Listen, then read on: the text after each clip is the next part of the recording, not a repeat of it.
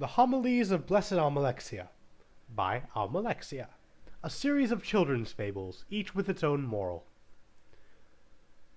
Story 1. Sotha Sil and the Scribs. Young Sotha Sil, while playing in the egg mines, saw a number of Scribs in a deep shaft, and he began to cast stones upon them, snickering as they skittered and scattered, until one of the Scribs, lifting its head up in agony, cried out to Sotha Sil, "Please, please have mercy, little boy, for what is sport to you is suffering and death to us." And so Sotha Sil discovered that the idle amusements of one may be the solemn tortures of another.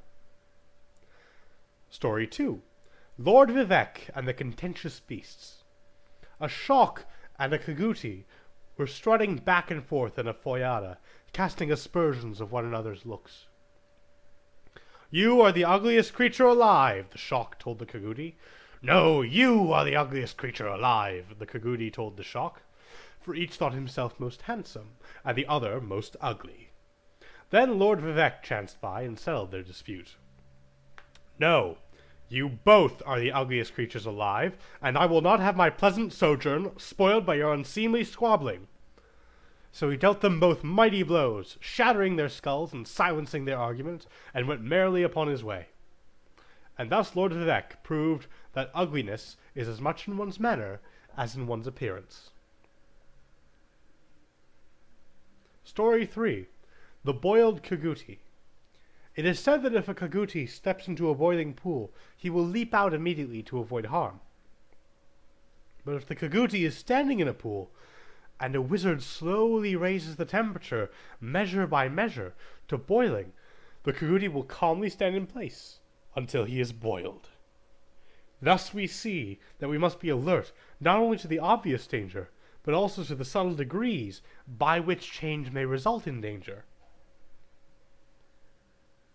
Story 4. The Dubious Healer.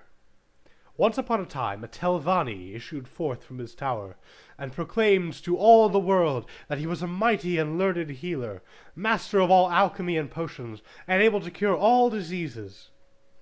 Lord Vivec looked upon this wizard and listened to his boasting, then asked him, "How can you pretend to prescribe for others the cure to all diseases, when you are unable to cure yourself of your own manifest arrogance and foolishness?"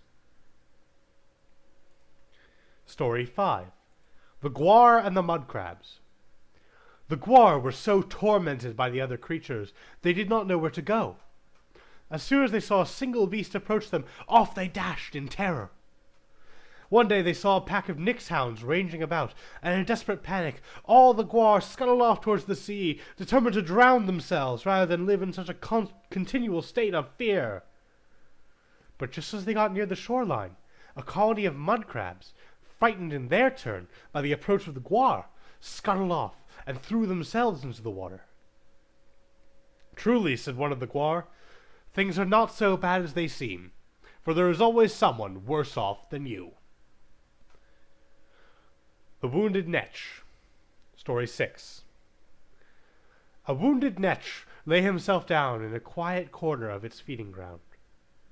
His healthy companions came in great numbers to inquire after his health, yet each one helped himself to a share of the fodder which had been placed there for his use, so that the poor netch died, not from his wounds, but from the greed and carelessness of his erstwhile friends.